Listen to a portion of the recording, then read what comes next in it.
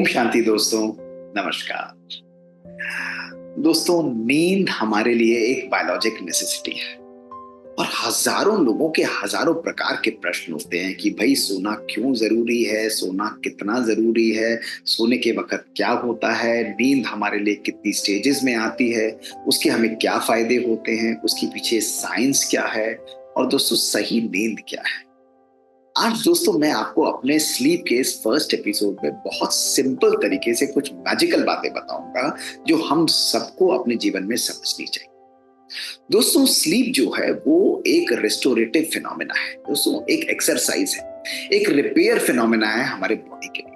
दोस्तों कोई भी चीज जब लगातार चलती जाती है तो क्या होता है, वो अपनी एफिशिएंसी को धीरे धीरे कम करती चली जाती है और जैसे एफिशिएंसी कम होती है वो थक कर कहीं ना कहीं रुक जाती है और हमारा शरीर डिफरेंट नहीं है दोस्त। हमारा शरीर भी बचपन से चल रहा है, हमारा मन भी बचपन से दौड़ रहा है और दोस्तों लगातार जब शरीर को हम चलाते रहते हैं, लगातार इस शरीर से हम काम करते रहते हैं और उसको सही रूप से सही तरीके से हम आराम नहीं देते हैं तो वो भी थक जाता है और वो अलग अलग प्रकार की बीमारियों के रूप से, इमोशनल और फिजिकल बीमारियों के रूप से दोस्तों मैनिफेस्ट करता है। इसलिए कहा गया है कि भाई थोड़ा आराम दो। तो दोस्तों आज फिजिकल रेस्ट यानी स्लीप की कुछ इंपॉर्टेंट साइंटिफिक बातों को जिनके बारे में हमें जरूर पता होना चाहिए वो आज मैं आपको बताऊंगा। दोस्तों सबसे पहला प्रश्न ये होता है, आप पूछेंगे कि भाई मेरे लिए कितनी नींद जरूरी है। दोस्तों जैसे आप इस चार्ट में देखेंगे इसमें बताया गया है कि अलग अलग एजेस के अलग अलग प्रकार की नींद रिकमेंडेड होती है, लेकिन एक एवरेज एडल्ट के लिए दोस्तों 6 से 8 घंटे की नींद स्ट्रांगली रिकमेंडेड होती है और टिपिकली देखा जाए तो 7 घंटे की प्रॉपर स्लीप हमारे लिए एडिक्वेट होती है पूरे दिन की बॉडी की रिस्टोरेशन के लिए, साइकिल के लिए दोस्तों अगर हम इस नींद को दोपहर के अंदर और रात को मिलाकर प्रॉपर ले पाते हैं दोस्तों तो कहीं ना कहीं हमारी स्लीप साइकिल बहुत प्रॉपर तरीके से चलती है। दोस्तों हम जब सोते हैं तो किस प्रकार से हमारी ब्रेन, हमारी बॉडी की साइकोलॉजी और वो किन स्टेजेस में वर्क करती है, अब इस बात को समझना जरूरी है। दोस्तों जब भी हम सोने जाते हैं तो हमारी स्लीप को 2 पार्ट्स में डिवाइड किया जाता है। सबसे पहले दोस्तों जब हम होंगे तो हम अलर्ट हैं और बहुत पावरफुल है, जैसे मैं आपसे अभी बात कर और ऐसी स्टेज में दोस्तों जो मेरे अंदर ब्रेन के अंदर जो ब्रेन वेव पैटर्न्स चलेंगे वो typically beta wave brain pattern चलेंगे, बहुत हाइपर एक्टिव होंगे, अलग अलग प्रकार के स्टिमुलस दोस्तों उसके अंदर। धीरे धीरे दोस्तों वो बीटा वेव्स जो है वो अल्फा वेव्स में, यानी जब मेरी एक नींद की प्रिपरेशन ये एक मन करता है कि भाई मैं सोने जाने वाला हूं तो वो वेव्स धीरे धीरे शांत होती हैं, एक्टिविटी थोड़ी कम होती है और वो अल्फा वेव्स का दोस्तों रूप ले लेती है। लेकिन ये नींद नहीं कहलाती दोस्तों, वो एक प्रिपरेटरी होती है। उसके बाद दोस्तों आती है फर्स्ट स्टेज ऑफ स्लीप जिसको हम नॉन रेम स्लीप कहते हैं, यानी स्टेज 1 स्लीप, जिसमें दोस्तों significant slowing down of brain होता चला जाता है, यानी हमारा थॉट प्रोसेस, हमारी एनर्जीज वो धीरे धीरे कंजर्व होती हुई हल्की चली जाती हैं और ये नॉन रेम स्लीप दोस्तों आगे बढ़ते बढ़ते धीरे धीरे स्टेज 2 और स्टेज 3 के अंदर जाती है जिसको हम रेस्टोरेटिव स्लीप बोलते हैं और रेस्टोरेटिव के बाद रिपेयर एंड रेस्टोरेटिव स्लीप भी बोलते हैं दोस्तों। उसके बाद जब फर्स्ट स्टेज के बाद जब हम सेकंड स्टेज पे ग्रेजुअली जाते हैं तो हमारा ब्रेन वेव पैटर्न वेव जो वो है थीटा वेव्स के अंदर आ जाता है। थीटा वेव्स के अंदर दोस्तों हमारी एक्टिविटी सिग्निफिकेंटली कम होती है, फायरिंग कम होती है, थॉट प्रोसेस शांत होता है और इन सेकंड और थर्ड स्टेज स्लीप के अंदर हमारा ब्रेन नेटवर्क जो है वो रिपेयर और रिस्टोरेशन का काम करता है और इसकी मैकेनिक्स और साइंस मैं भी आपको बताऊं। दोस्तों ऐसे समय पर हमारे ब्रेन के नेटवर्क्स पावरफुल होते हैं, हमारी मेमोरी स्ट्रेंथन होती है और हमारे ब्रेन के अंदर कहीं ना कहीं जो डैमेज्ड टिश्यूज होते हैं, जो डैमेज पार्ट्स होते हैं, बॉडी के अंदर भी जो डैमेज पार्ट्स होते हैं, चाहे वो मसल्स हों, उनकी क्लींजिंग होती है और उनका रिपेयर दोस्तों चलता है। दोस्तों ये स्टेज 3 स्लीप धीरे धीरे रेम स्लीप में चली जाती है जिसको हम स्टेज 4 स्लीप कहते हैं दोस्तों।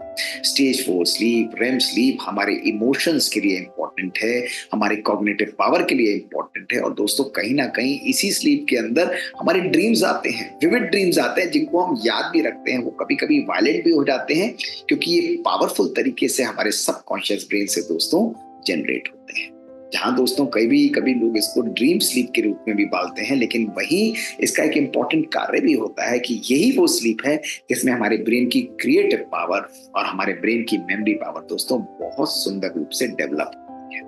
तो दोस्तों ये स्टेजेस 2-2 घंटे की साइकिल्स के अंदर रिपीट होती रहती हैं और इनकी फ्रीक्वेंसी और वेरिएशन जो है एक व्यक्ति के इंडिविजुअल स्टेटस पर दोस्तों डिपेंड करती है। और टिपिकली जो स्टेज 3 स्लीप है, जो नॉन रेम स्लीप है, वो मोस्ट पावरफुल और रिस्टोरेटिव स्लीप मानी जाती है, जिसकी ड्यूरेशन सबसे ज्यादा दोस्तों है। लेकिन दोस्तों नेक्स्ट प्रश्न ये उठता है कि भाई ठीक है, ये तो स्लीप साइकिल्स मुझे पता लगी, लेकिन नींद में मेरे ब्रेन के अंदर किस प्रकार के प्रोसेसेस होते हैं जिससे मुझे फायदा होता है। अब इस चीज को दोस्तों समझिए, जब भी हम सोते हैं तो हमारा ब्रेन उस समय बहुत पावरफुल तरीके से इनर क्लींजिंग करता है। जैसे भाई कोई कार्य हुआ, एक ऑडिटोरियम के अंदर एक बड़ा फंक्शन हुआ, सेलिब्रेशन हुआ, उसके बाद नेक्स्ट डे फंक्शन होना है, तो रात को क्या करेंगे, रात को सब अपना झाड़ू पोछा सामान लेकर उसको क्लीन करेंगे, रिस्टोर करेंगे, ताकि अगले दिन के लिए वो फिट हो जाए, आगे के लिए फिट हो जाए। इसी प्रकार दोस्तों हमारी जो नींद है वो हमारे ब्रेन के अंदर 4 प्रोसेसेस करती है दोस्तों। सबसे पहले प्रोसेस होता है ऑटोफेजी।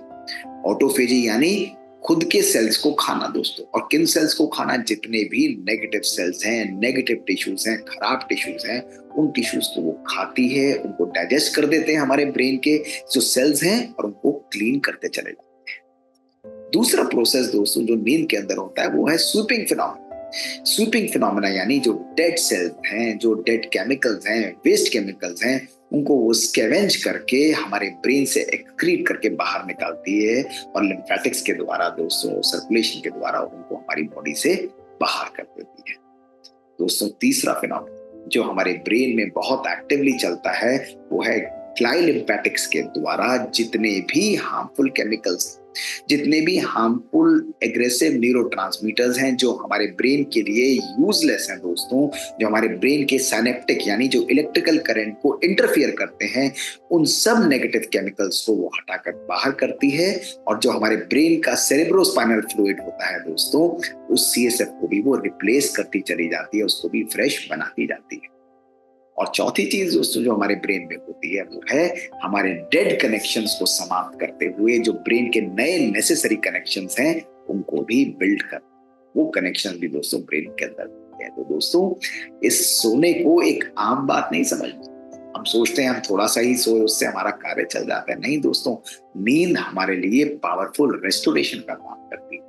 हमारा ब्रेन कंप्लीटली क्लीन हो जाता है नेगेटिव केमिकल से, पुराने सेल से, डेड सेल से, पुराने कनेक्शन से, और जितने भी हार्मफुल सब्सटेंसेस हैं वो हमारे ब्रेन से क्लीन। इसका क्या बेनिफिट दोस्तों?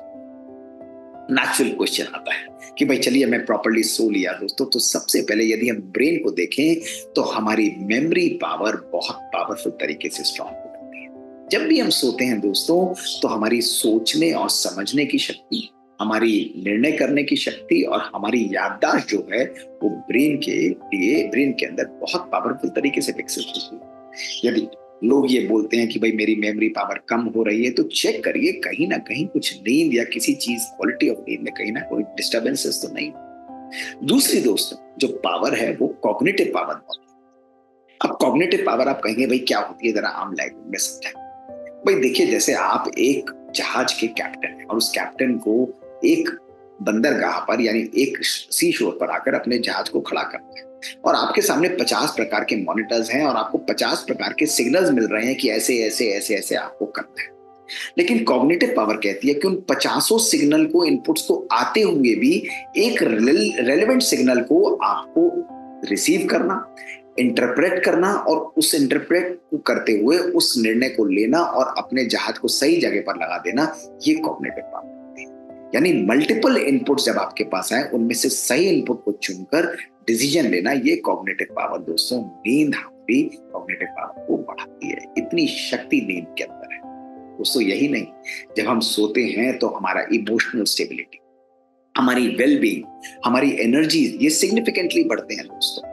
हमारे हार्ट अटैक्स की जो परसेंटेज है वो कम होती है, हमारे एंजाइटी और डिप्रेशन कम होता है दोस्तों, और बॉडी के अंदर जो इन्फ्लेमेटरी केमिकल्स हैं, जितने भी साइटोकाइंस हैं, इंटरल्यूकिन्स हैं, उनका रिलीज कम होता है। इसी प्रकार से जो डायबिटीज है, जो हार्ट अटैक की बीमारियां हैं, ये सब धीरे धीरे कम होती चली जाती है। आपको हैरानी होगी दोस्तों, जब हम सोते हैं तो हमारी स्किन का ग्लो वो सिग्निफिकेंटली नींद के द्वारा बढ़ता है। हमारे बॉडी का मेटाबॉलिज्म, हमारी एपेटाइट को रेगुलेट करने के अंदर भी नींद एक पावरफुल कार्य दोस्तों करती है। इसलिए दोस्तों संबंधों के लिए, स्वयं के स्वास्थ्य के लिए, बॉडी के प्रैक्टिकली हर एस्पेक्ट के लिए नींद एक इम्पॉर्टेंट पैरामीटर है दोस्तों। यदि व्यक्ति नहीं सोता है तो ना केवल हार्ट अटैक लेकिन ब्रेन स्ट्रोक है, कैंसर जैसी बीमारियां हैं, मोटापे जैसी बीमारियां दोस्तों, ये सब सिग्निफिकेंटली बढ़ती चली जाती है। इसलिए नींद एक इम्पॉर्टेंट फिनोमेना हमारे शरीर के लिए है। चेक करिए दोस्तों कि क्या मेरी नींद प्रॉपर मैं ले रहा हूं, क्या जो नींद हमें प्रिस्क्राइब्ड है वो नींद मैं प्रॉपरली अपनी लाइफ में यूज करता हूँ, उसका भरपूर बेनिफिट उठाता हूँ दोस्तों। और यदि नहीं है तो अपनी साइकिल को रीचेक करना, अपनी साइकिल को रीप्लान करना बहुत आवश्यक है दोस्तों। एक प्रश्न और भी उठता है कि भाई क्या 7 घंटा सोना ही जरूरी है, क्या क्वांटिटी इंपॉर्टेंट है या क्वालिटी ऑफ स्लीप भी बहुत इंपॉर्टेंट है दोस्तों। अगले वीडियो में मैं आपको इसकी साइंस के बारे में भी बताऊंगा, इसके मैकेनिज्म्स के बारे में भी बताऊंगा।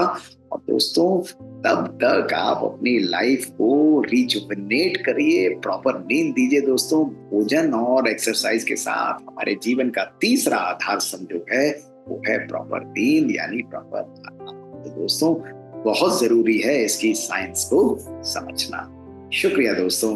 ओम शांति।